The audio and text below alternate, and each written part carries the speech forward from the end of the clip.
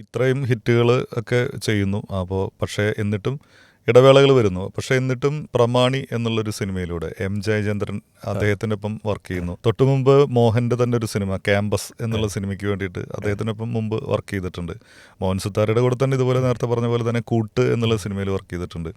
M ജയചന്ദ്രനൊപ്പം ഇത് പ്രമാണിയിലെത്തുമ്പോൾ രണ്ടാമത്തെ സിനിമയാണ്. അപ്പോൾ അതിലെ ഒരു വെണ്ണില എന്ന് തുടങ്ങുന്ന ആ ഒരു മെലഡി ദാസേട്ടനാണ് പാടിയിട്ടുള്ളത്. അദ്ദേഹം പാടുന്നു. എം ജയേന്ദ്രൻ്റെ ഒരു നല്ലൊരു മെലഡി ആയിരുന്നു. അദ്ദേഹത്തിൻ്റെ കൂടെയുള്ള ഒരു അനുഭവം. അദ്ദേഹം ഇപ്പോഴും പുതുതലമുറയിലെ വളരെയധികം ഹിറ്റുകൾ സൃഷ്ടിക്കുന്ന, ഇപ്പോഴും വളരെ ലൈവായിട്ട് നിൽക്കുന്ന ഒരു സംഗീത സംവിധായകനാണ്. അദ്ദേഹത്തോടൊപ്പം ഉള്ളൊരു എഴുത്തനുഭവം എങ്ങനെയാണ്? എനിക്ക് ജയചന്ദ്രൻ നമ്മുടെ ഒരു അനിയനെ പോലെയാണ്. അപ്പോൾ ഈ ജയചന്ദ്രനെ കുറിച്ച് എന്നോട് പറയുന്നത് വേറൊരു ജയചന്ദ്രനാണ്, നമ്മുടെ യഥാർത്ഥ ജയചന്ദ്രൻ, പി ജയചന്ദ്ര. പുള്ളി പറഞ്ഞു നല്ല മിടുക്കനാണ്. ഏതോ സംഭാഷണത്തിനിടയ്ക്ക് പറഞ്ഞാണ് മിടുക്കനാണ്, യാതൊരു അഹങ്കാരവും ഇല്ല, പാട്ടിനെക്കുറിച്ച് വളരെ പെർഫെക്റ്റ് ആയിട്ടുള്ള നോളജ് ഉണ്ട്. പിന്നെ ഇതിനേക്കാളൊക്കെ ഇപ്പോൾ എന്നോട് ചോദിക്കുകയാണെങ്കിൽ എവിടെയാണ് പഠിച്ചത്, എം.എക്ക് എവിടെയാണ് പഠിച്ചതെന്ന് ചോദിച്ചാൽ ഞാൻ പറയുന്നു യൂണിവേഴ്സിറ്റി കോളേജിലാണ്. അപ്പോൾ നമുക്കൊരു നേരെ മറിച്ച് വേറെ ഒരു കോളേജാണെങ്കിൽ ആ കോളേജിനെ അപഹസിച്ച് പറയല്ല, ഇപ്പോൾ ചെങ്ങന്നൂരുള്ള വേറെ ഏതെങ്കിലും ഒരു കോളേജാണെങ്കിൽ ഇതിൻ്റെ ഒരു വെയിറ്റ് വരില്ല എന്ന് പറഞ്ഞ പോലെ M.B. ശ്രീനിവാസൻ്റെ സ്കൂളിലാണ് ഇദ്ദേഹം. ഗായകനായിരുന്നു അവരുടെ. ഗായകൻ മാത്രമല്ല, M.B. ശ്രീനിവാസൻ്റെ എല്ലാ ചിട്ടവട്ടങ്ങളും അറിയാവുന്ന മിടുക്കനായ ഒരാളായിരുന്നു. മാത്രമല്ല ദേവരായ മാഷിൻ്റെ ശിഷ്യനായിരുന്നു. അപ്പോൾ ഈ രണ്ട് ഉഗ്രമായ യൂണിവേഴ്സിറ്റികളിൽ പഠിച്ചു വന്ന പുള്ളി നന്നായില്ലെങ്കിലില്ല അത്ഭുതം. അതെ അതെ. He was A singer also, ഇപ്പോഴും സിംഗറുമാണ്. പക്ഷേ ഇദ്ദേഹം സിംഗർക്കാൾ കൂടുതൽ അദ്ദേഹത്തിന് എനിക്ക് തോന്നുന്നു ഓരോരുത്തർക്കും യോഗമുണ്ടല്ലോ, അദ്ദേഹത്തിനെ മ്യൂസിക് ഡയറക്ടറാക്കാൻ വേണ്ടിയിട്ട് നിയോഗിച്ചതാണ് എനിക്ക് തോന്നിയത്. അപ്പം ഈ പറഞ്ഞ പ്രമാണി എന്നുള്ള പടത്തിൽ അതിനു മുമ്പ് ക്യാമ്പസ് ഞങ്ങൾ വർക്ക് ചെയ്തതാണ്. ക്യാമ്പസിൽ ഇദ്ദേഹം വന്നപ്പോൾ ഞാനുണ്ടായിരുന്നു. അദ്ദേഹത്തിൻ്റെ ഒരു ജയചന്ദ്രൻ പൊങ്ങി വരുന്ന സമയമാണ് ക്യാമ്പസ്. അന്ന് ഇതിൻ്റെ റെക്കോർഡിങ്ങും കമ്പോസിങ് എല്ലാം നടന്നത് എറണാകുളത്തൊരു വീട്ടിൽ വെച്ചാണ്. പ്രൊഡ്യൂസറൊക്കെ ഉണ്ടായിരുന്നു. നിങ്ങൾ വിശ്വസിക്കില്ല, ഒരു ഡയറക്ടർ എന്നുള്ള നിലയിൽ മോഹനിരുന്ന് കേൾക്കുന്നു ഇദ്ദേഹത്തിന് പല ട്യൂണുകൾ. അതായത് നമ്മളൊരു പാട്ടിന് ഒരു 8000 ട്യൂണ് ഉണ്ടാക്കാൻ പറ്റും. അപ്പം ഒരു ട്യൂൺ ഇട്ടു, അത് ഡയറക്ടർ കുറച്ച് കേട്ടിട്ട് വേണ്ട, അടുത്ത ട്യൂൺ ഇടുന്നു, വേണ്ട, ഇങ്ങനെ ഒരു പീഡനം പോലെ. എന്നാൽ ഇത്രയും കാര്യങ്ങൾ ഉണ്ടായിട്ട് പോലും ഞാനാണെങ്കിൽ ഒരു 10-20 ട്യൂൺ വന്നാൽ പോടുമെന്ന് പറഞ്ഞ് ഇറങ്ങിപ്പോകും. അല്ല റിയലി. അന്ന് ഞാൻ ആലോചിച്ച് എത്രമാത്രം ഇയാളൊരു മഹാത്മാഗാന്ധിയുടെ മകനാണ്, എത്ര വിനയാന്വിതനായിട്ടുണ്ട്. അപ്പോൾ പുള്ളിയുടെ മനസ്സിലെന്താണെന്നറിയാം, ഡയറക്ടർക്ക് ഇത് ഇഷ്ടപ്പെട്ടിട്ടില്ല. അത് പണം മുടക്കുന്ന പ്രൊഡ്യൂസറെ ആലോചിക്കണം. ഞാൻ എൻ്റെ ട്യൂണല്ല, ഞാൻ എത്ര ട്യൂൺ ഉണ്ടാക്കിയാലും അദ്ദേഹം സാറ്റിസ്ഫൈഡ് ആണോ. അന്ന് അങ്ങനെ ഒരു ഡിവോഷൻ ഇയാൾക്ക് അന്നേ ഉണ്ടായിരുന്നു. ഞാനിങ്ങനെ ഒബ്സർവ് ചെയ്യുമായിരുന്നു ഇയാളുടെ പാട്ടുകളെല്ലാം. പല രീതിയിലുള്ള പാട്ട് പാടി, 4-5 പാട്ടുണ്ടായിരുന്നു. ആ പാട്ടൊക്കെ ഹിറ്റുമാണ്. അപ്പോൾ ആ ഒരു ഓർമ്മ എൻ്റെ മനസ്സിലുണ്ട്.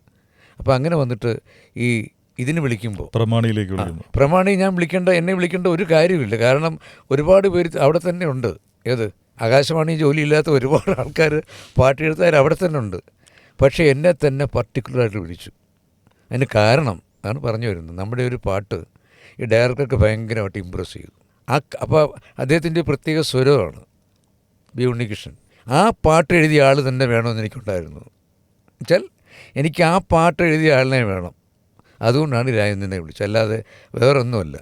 അതുപോലൊരു സാധനം, അങ്ങനെ ഒരു പാട്ട് ആസ്വദിക്കുന്ന വിവരമുള്ളൊരു സംവിധായകനെ കാണുന്നു നമ്മൾ. ഇദ്ദേഹത്തിൻ്റെ അടുത്ത് പോകുന്നു, ഇനിയൊരു ട്രാജഡിയാണ്, ചെല്ലുന്നു, ഉണ്ണികൃഷ്ണനാണ് ഇരിക്കുന്നത്, പാട്ട് ഞങ്ങളൊരു 10 മിനിറ്റ് കൊണ്ട് ഉണ്ടാക്കുന്നു. ഏറ്റവും അത്ഭുതം, ചില വരികളൊക്കെ ഈ ഇദ്ദേഹം എഴുതി ചേർക്കുന്നുണ്ട്. അത്രത്തോളം വളർന്നു. അല്ല, ആദ്യത്തെ 100 പാട്ടുണ്ടാക്കുന്ന ആളിൽ നിന്ന് വളർന്ന മനുഷ്യനാണിത്. എന്നോട് ചോദിക്കുന്നുണ്ട്, ചേട്ടാ ഈ വരി കുഴപ്പമുണ്ടാവുമോ? ഒരു കുഴപ്പമില്ല മോനെ എന്ന് പറഞ്ഞിട്ട് ഞാനത് പാട്ടുണ്ടാക്കുന്നു. ഈ പാട്ട് ട്രാക്ക് പാടാൻ, അതാണ് സങ്കടകരമായ സംഭവം. ഷൈനോജ സുദീപുമാണ് ഈ പാട്ട്, ഈ ഒരു വെണ്ണില പൂപ്പാടം എന്നുള്ള പാട്ട്. അത് അസിസ്റ്റൻസാണ് ജയചന്ദ്രൻ്റെ. ജയചന്ദ്രൻ ഇവരെ കൊണ്ടാണ് ട്രാക്ക് പാടിക്കുക. ഈ 2 പാർട്ടീസും കൂടെ ഇത് അവിടെ വന്നിരുന്ന് പഠിക്കുകയാണ്. എനിക്ക് ഇയാളെ വലിയ ഇഷ്ടമായി. സൈനോജ് നമ്മൾ അകാലത്തിൽ അതിൽ ട്രാക്ക് പാടി പുള്ളി. പക്ഷേ പിന്നെ എന്നെ വിളിച്ച് പറയുന്നു, സുദീപ് പറയുന്നു നമ്മുടെ ഷൈനോജ് മരിച്ചുപോയി. അപ്പോൾ എനിക്ക് വലിയ സങ്കടമായി. കാരണം ഈ പ്രമാണി കാണുമ്പോൾ ഞാൻ ആലോചിക്കുന്നത്, പ്രമാണി എന്നുള്ള സിനിമയിൽ 2 ഗായകരും ഇയാളുടെ അസിസ്റ്റൻസാണ്. അതിനകത്ത് ഒരാളില്ല, നല്ലപോലെ പാടുമായിരുന്നു. ഏതോ ഒരു പടത്തിൽ പുള്ളി പാടിയെന്ന് തോന്നുന്നു. അദ്ദേഹം ഇവർ വിവാഹിതരായെന്നുകൊണ്ട് ജയസൂര്യയുടെ ഒരു സിനിമ ഉണ്ടായിരുന്നു, അതിൽ സൈനോജ് പാടിയ പാട്ട് എനിക്ക് പാടാൻ പാട്ടിലുണ്ടൊരു പെണ്ണ് എന്നിട്ടൊരു ആ പാട്ട് വളരെ ഹിറ്റായിരുന്നു.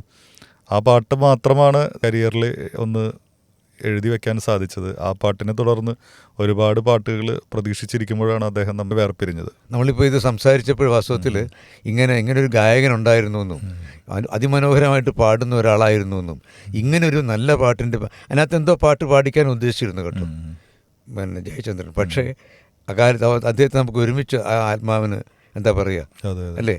കാരണം അദ്ദേഹം മരിച്ചിട്ടില്ല, അത് വേറൊരു രൂപത്തിൽ അടുത്ത അവതാരമായിട്ട് വരുമല്ലോ. വേറൊരു സിംഗറായിട്ട് അദ്ദേഹം വരട്ടെ. മക്കളുണ്ടോന്ന് എനിക്ക് തോന്നുന്നില്ല അദ്ദേഹത്തിന്, അല്ലേ? തോന്നുന്നു, എനിക്ക് അറിയില്ല. ഈ സുദീപാണെങ്കിലും പിന്നീട് എം ജയേന്ദ്രന്റെ ഒരുപാട് പാട്ടുകൾ പാടാനായിട്ട് സുദീപിന്റെ ട്രാക്ക് പോലെ തന്നെ ഷൈനോജൻ വന്നേനെ. അപ്പൊ അങ്ങനെ ഇവർ വെച്ചിട്ട് ആ പാട്ട് അത് പ്രഭുവൊക്കെയാണ് അഭിനയിച്ചത്. പ്രഭുവും മമ്മൂക്കി ഉണ്ടായിരുന്നു, പിന്നെ ആ സമയത്തുള്ള സ്നേഹ ഉണ്ടായിരുന്നു. നല്ലൊരു പടമായിരുന്നു. അപ്പോൾ അതിൽ ഈ പാട്ടിൻ്റെ ഒരു പിന്നെ സുഖം എന്ന് പറഞ്ഞാൽ കുറച്ചൊരു മെലഡി ഉണ്ടെങ്കിൽ പോലും അതിന് വേറെ എന്തോ ഒരു അട്രാക്ഷൻ ഉണ്ട് നമ്മുടെ ഉള്ളിലോട്ട് ഇങ്ങനെ ആ ട്യൂൺ അതായിരുന്നു. പിന്നെ എനിക്ക് ഒരു കാര്യം പറയാതിരിക്കാൻ നിവൃത്തിയില്ല. ഈ ജയചന്ദ്രൻ എന്ന് പറയുന്ന ആൾ നമ്മുടെ ശിശിരകാല മേഘമിഥുനം എന്നെ എത്രത്തോളം ആകർഷിച്ചോ അതുപോലെ എന്നെ ഏറ്റവും കൂടുതൽ ആകർഷിച്ച ഒരാളാണ് ജയചന്ദ്രൻ. കാരണം ബാബുരാജ് ഉണ്ടാക്കി വെച്ച മനോഹരമായൊരു ട്യൂണെടുത്ത് രണ്ടാമതുണ്ടാക്കാൻ വന്നിട്ട് അത് എൻ ജി രാധാകൃഷ്ണനെ പോയി കണ്ടപ്പോൾ രാധാകൃഷ്ണൻ എന്തോ വഴി പറഞ്ഞു, അതെന്തോ അദ്ദേഹത്തിൻ്റെ ബുദ്ധിമുട്ട് പറഞ്ഞുകൊണ്ട് ആ പാട്ട് നീണ്ടുപോകുമെന്ന് വെച്ചിട്ട് അതിൻ്റെ സംവിധായകൻ വേറൊരാളിനെ ഏൽപ്പിക്കുക വിശ്വസിച്ച്. ആ പാട്ടാണ് ദാസേട്ടൻ ഏറ്റവും കൂടുതൽ ഇഷ്ടപ്പെടുന്ന പാട്ട്. അതെൻ്റെ പാട്ടല്ല, എൻ്റെ അച്ഛൻ്റെ പാട്ടാണ്, പച്ചപ്പനന്തത്തെ. അത് ട്യൂൺ ചെയ്ത ആളാണ് ജയചന്ദ്രൻ. അപ്പോൾ ജയചന്ദ്രനോട് ഞാൻ കടപ്പെട്ടിരിക്കുകയാണ്. അന്ന് അവാർഡ് കമ്മിറ്റിയിൽ ഉണ്ടായിരുന്ന ആൾ ഞാനിപ്പോഴും ഓർക്കുന്നു. അന്ന് അവാർഡ് കമ്മിറ്റിയിൽ ഈ പച്ചപ്പനന്തത്തേക്ക് ഏറ്റവും നല്ല ലിറിക്സിനുള്ള മാർക്ക് ഇട്ടത് പുള്ളിയാണ്. എന്നിട്ട് ആ പുള്ളി എനിക്ക് ഫോൺ ചെയ്യുകയാണ്, ജഡ്ജി. പുള്ളിയാണെങ്കിൽ എനിക്ക് തോന്നുന്നത് ക്ലാരിറ്റി ഇല്ല ശബ്ദത്തിന്. സാധാരണ സംസാരിക്കുമ്പോൾ നാക്ക് കുഴയില്ലല്ലോ. ഇത് ട്രിവാൻഡ്രത്തു നിന്ന് നാക്ക് കുഴഞ്ഞാണ് ഹൈലാൻഡിൽ അവിടെ താമസിക്കുന്നത്. അവിടെ ഒരു ഹോട്ടലുണ്ട്. ഈ ജഡ്ജിയായിട്ട് പുള്ളി അവിടെ താമസിക്കുകയാണ്. പുള്ളി വിളിക്കുന്നു, പറയുന്നു. ഞാൻ അന്തം വിട്ടുപോയി. എനിക്ക് വിശ്വസിക്കാൻ പറ്റുന്ന അച്ഛൻ അവാർഡ്. അപ്പോൾ എടാ ഇത്രയും നല്ല പാട്ട് ഞാൻ കേട്ടിട്ടില്ല പുള്ളി പറയുക. നല്ല ട്യൂണും. അത് ജോൺസണാണ് ഈ പറയുന്നത്. അപ്പോൾ ജോൺസൺ എന്നെ വിളിച്ച് ഇത് പറയുക. കാരണം പിന്നെ അച്ഛൻ്റെ പാട്ടാണെന്ന് ആദ്യം പുള്ളിക്ക് അറിയില്ലായിരുന്നു. എന്നോട് പറഞ്ഞു അച്ഛൻ്റെ പാട്ടാണെന്ന് പറഞ്ഞ് എന്നെ അറിയിക്കുകയാണ്. അങ്ങനെ അത് ട്യൂൺ ചെയ്ത് പുള്ളിക്ക് ഇഷ്ടപ്പെട്ടു. ജയചന്ദ്രൻ്റെ ട്യൂണായിരുന്നല്ലോ. അങ്ങനെ കൂടെ എനിക്ക് ജയചന്ദ്രനോടൊരു ഭയങ്കര താല്പര്യമുണ്ട്. കാരണം ആ പാട്ടിന് വേറൊരു നിറം കൊടുത്തു ജയചന്ദ്രൻ. മറ്റത് ബാബുക്ക നമ്മൾ ഉദ്ദേശിക്കുന്നത് അത് ഉന്നതമായ ട്യൂണാണ്. ബാബുക്കിട്ട ട്യൂണ് എങ്ങനെയായിരുന്നു? പച്ചപ്പനന്തത്തെ പൊന്നാര പൂമുത്തെ പുന്നല്ലിൻ പൂങ്കരളേ ഉച്ചയ്ക്കു നീ എൻ്റെ കൊച്ചു വാഴത്തോപ്പിൽ ഒന്നുവ പൊന്നഴകേ പച്ചപ്പനന്തത്തെ പൊന്നാര പൂമുത്തെ. ഇത് അന്ന് സൂപ്പർ ഹിറ്റായിരുന്നു. തെയ്യന്നം പാടുന്ന പാടത്ത് നീയൊന്നു പാടഴകേ കൊയ്യുന്ന കൊയ്ത്തരിവാളിന്നു കിക്കിളി പെയ്യുന്ന പാട്ടുപാട് പച്ചപ്പനന്തത്തെ പുന്നാരം. ഇങ്ങനെയാണ് പാട്ട് വരുന്നത്. ഇത് പച്ചപ്പനന്തത്തെ പുന്നാരപ്പൂമുത്തെ പുന്നല്ലിൻ പൂങ്കരളേ ഉച്ചയ്ക്ക് നീ എൻ്റെ കൊച്ചു വാഴത്തോ.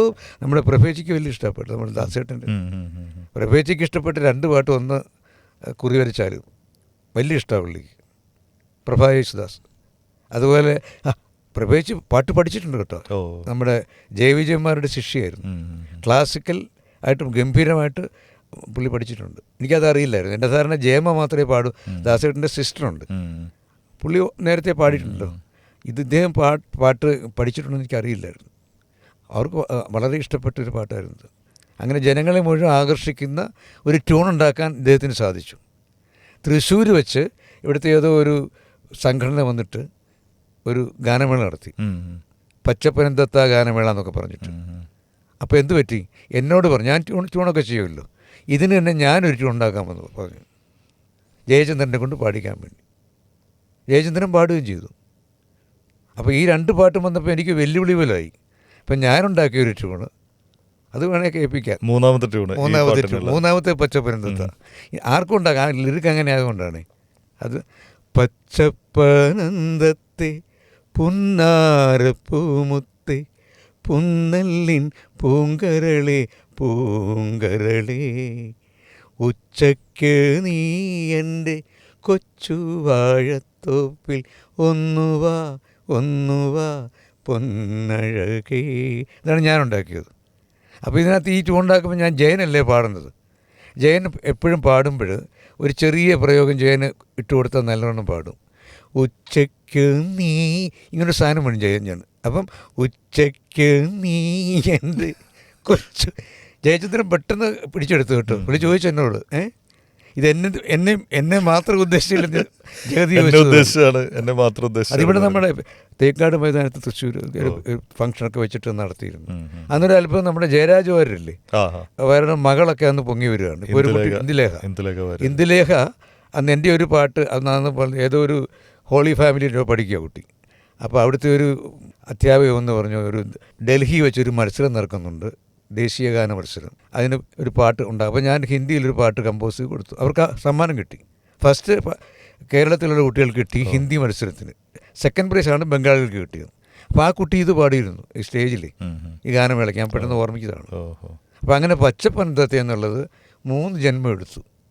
ഇനി വേറെ ആരെങ്കിലും വന്ന് എടുക്കുമോ എന്ന് എനിക്കത്, കാരണം അത്രത്തോളം അത് ഇമ്പ്രസീവായൊരു പാട്ടായിരുന്നു. എം ജയചന്ദ്രനുമായിട്ട് അങ്ങനെ ഈ 3 സിനിമകളിലൂടെ ഇപ്പം കൂട്ട്, പ്രമാണി, പിന്നെ അച്ഛൻ എഴുതിയ ഗാനം, നോട്ടം, അങ്ങനെ ആ 3 സിനിമകളിലൂടെയുള്ള ബന്ധം ഇപ്പോഴും വളരെ ഊഷ്മളമായിട്ട്. മാത്രമല്ല ജയചന്ദ്രൻ്റെ നോട്ടത്തിൽ വേറൊരു പാട്ട്, അത് ജയചന്ദ്രൻ്റെ അവാർഡ് കിട്ടി. നമ്മുടെ ഇയാള് കൈതപ്രത്തിൻ്റെ ഒരു നല്ല പാട്ടുണ്ടായിരുന്നു, മെല്ലെ. അതും പുള്ളിയാണ് ട്യൂൺ ചെയ്തത്. എനിക്ക് വലിയ ഇഷ്ടമായിരുന്നു. കാരണം അതിലെ എല്ലാ പാട്ടുകളും പെർഫെക്റ്റായി. നോട്ടത്തിൻ്റെ സംവിധായകൻ്റെ കാര്യം പറയാതിരിക്കാൻ നിവൃത്തിയില്ല, ശശി പരവു. കാരണം അദ്ദേഹം ഈ നല്ല കവിതകൾ തപ്പിയെടുത്ത് ട്യൂൺ ചെയ്യും. അതൊരു അത്ഭുതമാണ്. തിരുനെല്ലൂർ കരുണാകരൻ്റെ ഒരു പാട്ടുണ്ടായിരുന്നു, കാറ്റേ നീ വീശിയപ്പോൾ. അത് തിരുനെല്ലൂർ മലയാളത്തിലെ നമ്പർ 1 പോയിട്ടാണ്. അദ്ദേഹത്തിൻ്റെ നല്ല പാട്ടുകളും അത് ഇദ്ദേഹം സെലക്ട് ചെയ്ത് അത് സുന്ദരമായിട്ട് ഹിറ്റ് പാട്ടാക്കി. അതിനുശേഷമാണ് പുള്ളി ഈ പച്ചപ്പനന്തത്തിലേക്ക് വരുന്നത്. അപ്പോൾ അദ്ദേഹത്തിൻ്റെ ആ ഒരു അത്രയും അറിവുള്ള ഒരു നല്ല വേറൊരു സംഭവം നടന്നിട്ടുണ്ട്. വൈലോപ്പിള്ളിയുടെ കവിത അദ്ദേഹമല്ല, വേറെ ആരോ ഇതുപോലെ സിനിമയിലാക്കിയിട്ടുണ്ട്. പ്രമോദ് പപ്പൻ്റെ ഒരു സിനിമയിൽ വജ്രം അത് തന്നെ. വജ്രത്തിൽ പൂക്കുന്നിതാ മുല്ല, ഔസേപ്പച്ചനായിരുന്നു അതിന്റെ സംഗീതം. മാടത്തക്കിളി വൈലോപ്പിള്ളിയുടെ.